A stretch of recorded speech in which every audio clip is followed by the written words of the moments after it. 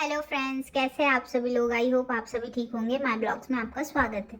Friends, तो आज हम बात करेंगे एक फैमिली के बारे में, उस फैमिली के बारे में जिसमें अभी नए नए छोटी सी बच्ची हुई थी और छोटे बहू और बेटे अलग हो जा चुके हैं, अपने फैमिली के साथ अलग रह रहे हैं। तो गाइज़, मुझे यही बोलना था कि आज मेरे सामने इत्तेफाक से, मैं वैसे इस फैमिली को बहुत पहले से फॉलो करती हूँ, इत्तेफाक से मेरे सामने जो छोटा बेटा है उनकी भी वीडियो आ गई और जो उनकी माता राम है उनकी भी वीडियो आ गई। छोटे बेटे की वीडियो आई तो मुझे ये लगा कि यार मानना पड़ेगा यार, कुछ भी हो हस्बैंड बहुत अच्छा है। क्योंकि मैंने देखा है यार, ऐसे टाइम पे होता है ना कि बहू की डिलीवरी होती है, और मैंने सुना भी है बहू की डिलीवरी होती है तो ससुराल वाले तो अलग हो जाते हैं, लेकिन यार हस्बैंड भी सपोर्ट नहीं करता है। लेकिन यहाँ पे तो चलो, मुझे बहुत अच्छा लगा कि छोटे बेटे ने अपनी वाइफ का स्टैंड लिया, और लेना चाहिए सबको। क्योंकि देखिए, ठीक है पेरेंट्स होते हैं अपनी जगह, सब अपनी जगह होते हैं, लेकिन लाइफ में और हमेशा और ज़्यादा टाइम तक आपकी जो लाइफ पार्टनर होती है वही आपके अंत तक बनी रहती है, बाकी तो कोई नहीं रहता है। पेरेंट्स वो भी अपने पार्टनर के साथ रहे ना। तो छोटे बेटे पूछ रहे थे ऑडियंस से कि शायद उनकी बेटी को कुछ दिक्कत हुई थी, उसके लिए एडवाइस ले रहे थे। तो मैं तो इतना कहूँगी कि ठीक है, आप लोगों से सलाह लीजिए, लेकिन अगर लगे ज़्यादा सीरियस तो प्लीज़ घर में कोई एक्सपेरिमेंट ना करें।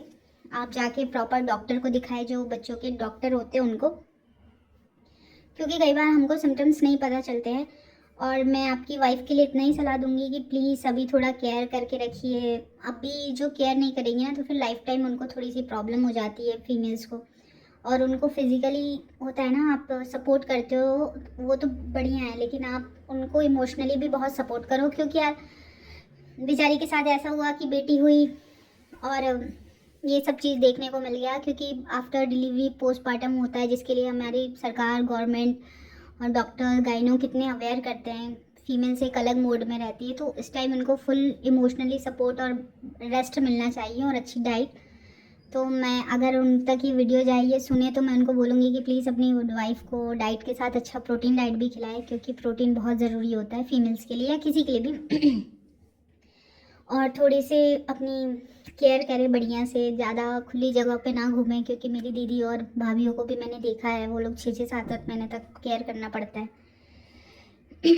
तो मुझे बुरा लग रहा था छोटे बेटे के लिए कि यार बताओ, मतलब इस टाइम पे अभी वो माँ का, सास का, जो भी है, नंद का, सबका फ़र्ज़ निभा रहा है, बड़ी बहन का, हस्बैंड का। क्योंकि यार उनको समझ में आएगा नहीं, क्योंकि एक तो मेल है, ऊपर से एज नहीं है ना कि ये सब चीज़ें करे, पर फिर भी अपना कर रहे हैं, मानना पड़ेगा। और मैं तो बोलूँगी कि अगर आपको कोई मिलती है केयर टेकर साइड के लिए तो आप वो भी रख लो। फिर माता जी का भी वीडियो आया इसके बाद, तो माता जी ने एक स्टेटमेंट दिया कि शायद अंकल के पास फ़ोन गया था। तो कुछ लोग इसके अगेंस्ट में हैं, कुछ लोग बोल रहे नहीं करना चाहिए। मैं यहाँ पे किसी को गलत या सही नहीं कहूँगी, हाँ, पर इतना कहूँगी कि देखिए, अभी जो टाइम है ना, अभी सबसे ज़्यादा किसी का ध्यान रखना चाहिए तो वो है माँ और बेटी का। क्योंकि इनसे ज़्यादा इम्पोर्टेंस और इनसे ज़्यादा अभी टाइम किसी को नहीं देना चाहिए। क्योंकि एक होता है ना, फीमेल्स के लिए ये टाइम बहुत क्रूशियल टाइम होता है, और इस टाइम पे किया गया बिहेव सबको याद रहता है।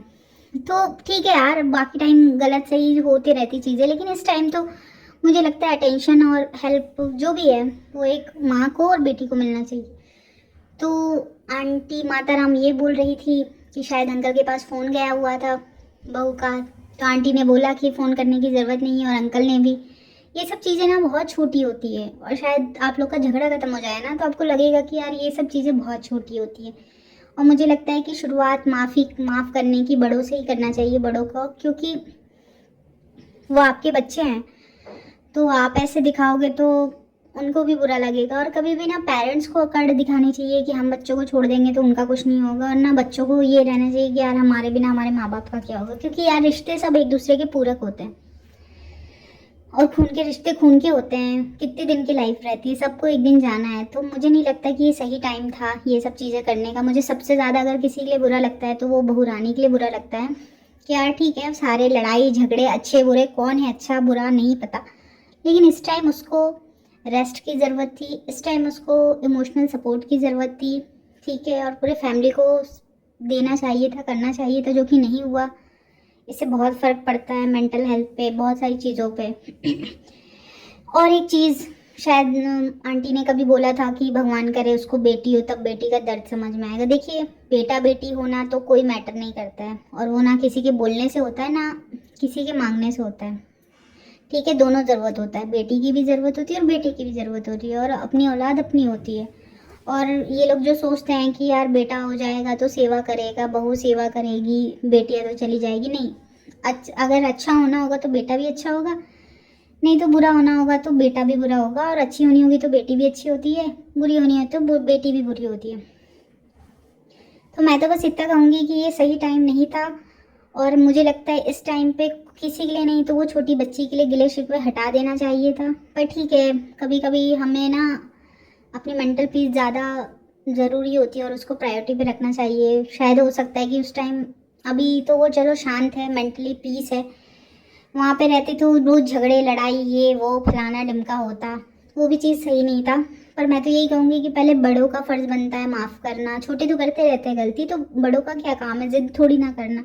आप ये सोचो ना कि आप लोग की एज हो चुकी है, अपनी लाइफ जी चुकी है, एक दिन आप इस दुनिया से चले जाएंगे, तो क्यों इतने गिले शिकवे रखना, क्यों चीज़ें करना। तो वही है कि वही बोलूँगी कि आपस में बढ़िया से रहो, और ये टाइम नहीं है। और अभी सबसे ज़्यादा केयर और अटेंशन की ज़रूरत छोटी बहू रानी को है और उस छोटी सी बच्ची को है।